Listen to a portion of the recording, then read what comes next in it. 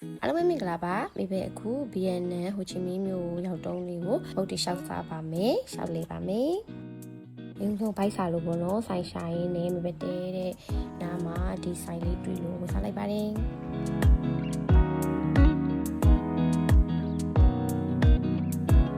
ကအသားတွေရဲ့ကျဥတွေရဲ့ကျဥချောင်းတွေရဲ့ကိုအမိုးလေးနဲ့သစ္စာရတော့နော်ရမိုက်တယ်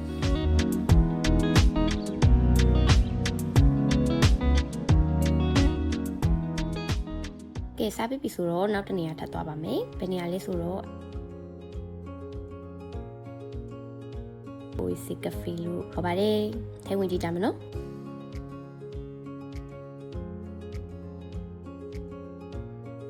အထက်ကပုံစံကတော့သူငါးကန်လေးလှုပ်ထားပြီးတော့အထက်ထဲမှာပဲလို့ထိုင်ရပြီးတော့ငါးတွေကိုအနီးကပ်ကြည့်လို့ရတာပေါ့နော်အဲ့လိုပုံစံလေးသူကလှုပ်ထားတယ်နောက်တစ်ခုကဖွင့်ချိန်ပိတ်ချိန်တွေကသူအချိန်ပိုင်းလေးနဲ့လှုပ်ထားတာမို့လို့သွားမယ်ဆိုလို့ရှိရင်တော့တေချာအချိန်လေးကိုကြည့်ပြီးတော့မှသွားစီချင်ပါတယ်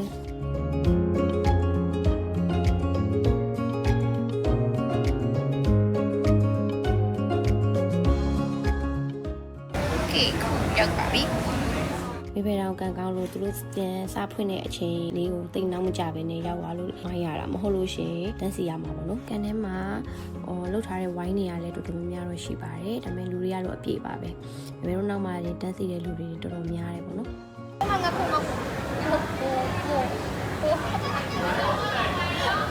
မလာကြည့်မများလာ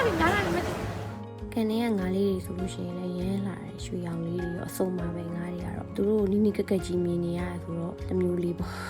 မတော့ထွေထူးထူးဘာမှတော့မှမစားခဲ့ပါဘူးအေးရဲ့ဒီပစွန်ကျော်လေးရဲ့ပေါ့အဲ့ဒါလေးပဲမှားလိုက်တယ်ဆိုပါဘူးပစွန်ကျော်လေးတစ်ပွဲမှားရအောင်တော်တော်ကောင်းတယ်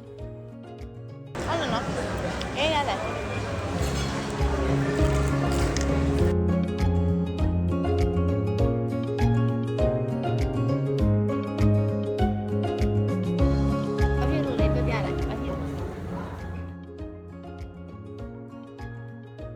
လောက်ထားတဲ့ idea လေးကတော့တော်တော်လေးဆံပြီးတော့မိုက်တယ်ပေါ့နော်။ငါလေးချစ်တဲ့သူဆိုလို့ရှိရင်တော့ဒီထဲမှာပို့ပြီးပြောမှာ။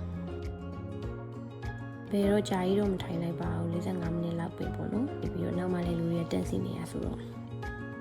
ကဲခုငါလေးကြည့်ပြီးပါပြီဆိုတော့နောက်တစ်နေရာကိုသွားပါမယ်။